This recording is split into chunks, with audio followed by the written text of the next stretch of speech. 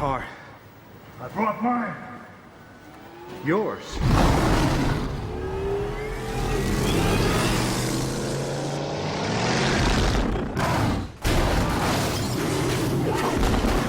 I gotta get one of those.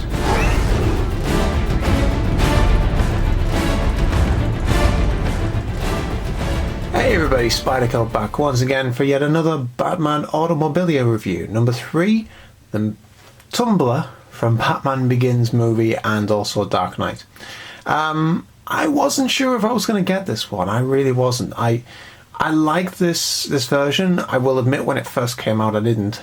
When it was first released, when pictures of this was and I mean the actual Tumbler from the movie, not the Eaglemoss version, but when the movie was first announced and we saw this Batmobile, at first I was like, that's not a Batmobile. I really didn't like it. It didn't have any of the kind of like the style of the the first Batman movies that came out, the Batman Returns, Batman Forever, and even the Batman and Robin. You know, they had a style to them, whereas this one was just, as it's quoted in the movie, a black tank. And I wasn't too keen. And then I saw the movie and I thought, you know, it fits. It's exactly the kind of Batmobile that Christopher Nolan's Batman would need and did need, you know, and it worked for that. And despite that, I was still kind of, I wasn't sure sort of thing. And I kind of sit on the fence with this one. I do like it. I really do. I thought it was a fantastic idea. I love the story behind how they made it. I love how it's really is that tough. They actually did jump it, and it's not like the Dukes of Hazzard where they jump the General Lee, smash the axle, smash everything, and basically right off the car, and then cut to another shot where a different General Lee drove off, you know. And it's not like that. They could actually film this jumping and being thrown about and crushing over cars and continue to drive on because it was built that tough. It is a really, really cool one, and it's definitely one of the it's one of the most recent ones, so people recognize it instantly. And it is definitely one of the most, I mean, let's be honest, if Batman was real in the world these days, this is the sort of Batmobile he would use. You know, the others look good and so on, but they're not really as tough as this one really is. You know, you really do watch the movie and believe this is a real sort of a tank.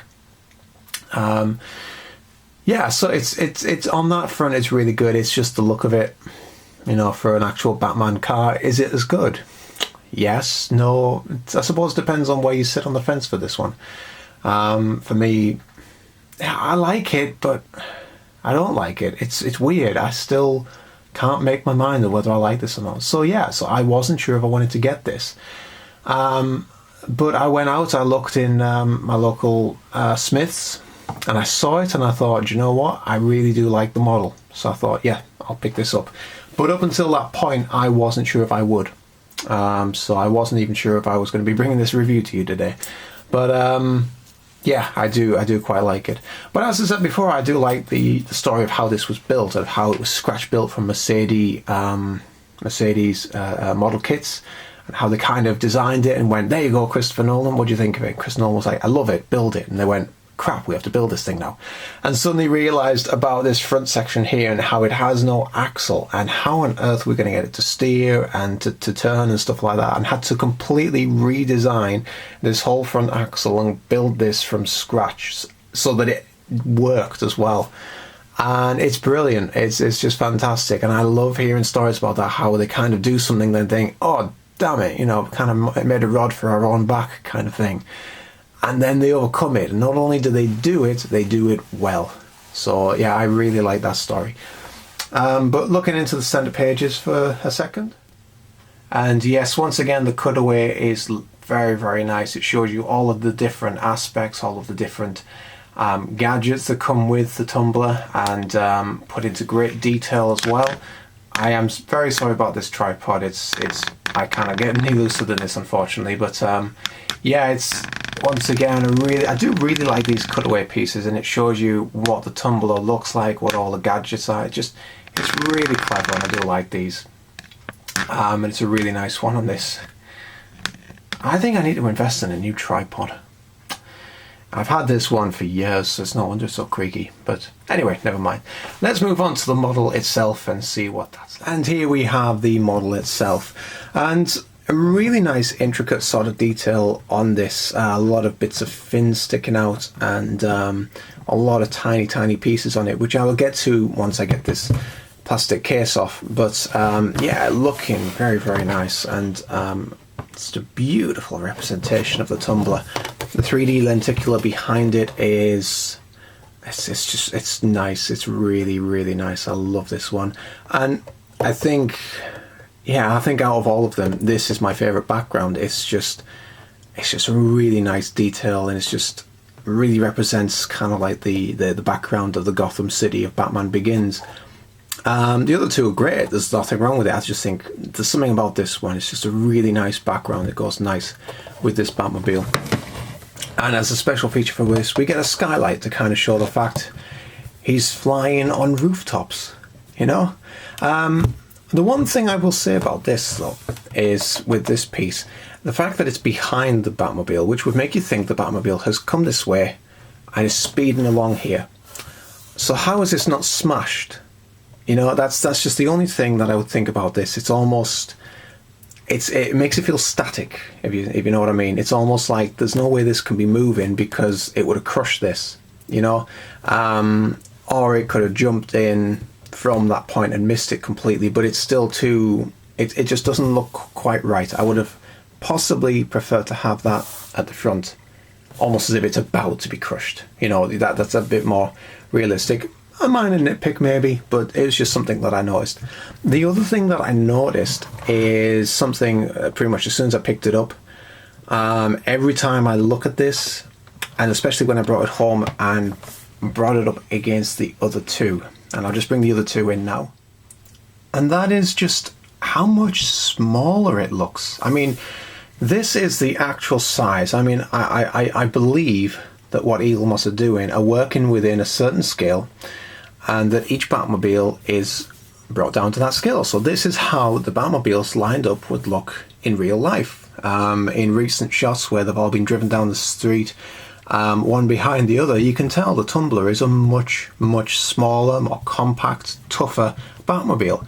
This isn't a criticism in any way. It's just, you look at it and it makes it clear how small this actually is compared to the others. I mean, the others are kind of like stretched out, long, dynamic kind of looks, whereas this is a black tank. That's pretty much all there is to it. So they've gone for a more compact look. That's fine. It's just when you put it up against the others, it becomes really clear how much smaller this one is. And it's just the first thing I noticed when I took it off the shelf. I looked at it, I thought, I like that, but wow, is that really the size of it? It's just, it really does bring it home to you how small this one was. But as I say, I still really like it. So let's get the case off and we'll have a good look at it. And so here we can see in a lot clearer detail how much detail there is going in. I mean, straight away you can see this piece here, and that there is just, it's all very fragile. And it is beautifully made. I mean, there's so much detail going on. And one of the first things that I wanted to check when I first took this off and first had a good look at it was these, once again, what feel like rubber tires. Amazing. It's and even across through to here, rubber tires. And it's just, it's so beautifully done. And this is a really nice piece.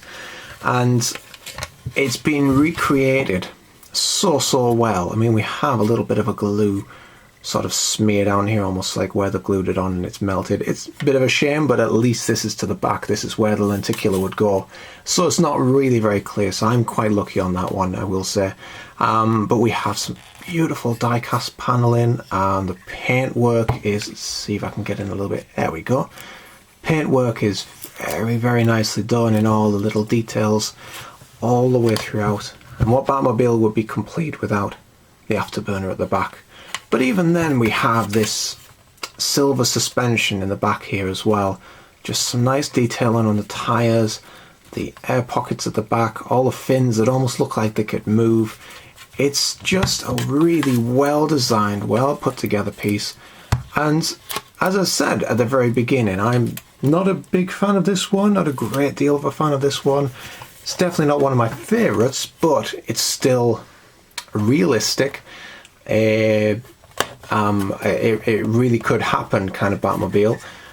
And it is a really, really nice piece. And this represents it so very well. There's so much detail in this. It's just brilliant. I really, really was impressed with this. As soon as I picked it up and looked at it, I was just like, yeah, I love it. I've got to have that. It's brilliant. It really, really is. I mean, that's all. I mean, without kind of pointing out bits that you can already see, it's not like the 1960s review that I did where I can kind of like point out, oh look, there's the Batphone, there's this, that and the other. It is what you can see, and it is a very, very nicely done piece. A lot of fragile little pieces on it, so this is definitely one you would want to keep in the case. One that could get very easily damaged. One final point as well, that I have now joined Twitter, and I now have a Twitter account solely for this page where I kind of post up once I get the DC chess collection mailed out to me, or when I get these. I kind of have started posting up what my very first initial thoughts are, and quite often my first thoughts change as I look at it a little bit more. So I've started putting up pieces like that, and I also give a shout out to when I record these and when I start putting them together, so that people know that these reviews are on the way. So if you'd like to start following me on there, the link is just below here. Give us a follow, and yeah, it'd be just really nice to see you over there. So yeah, until then, hope you enjoyed the review, everyone. Take care. I shall see you all very soon, but until then, bye.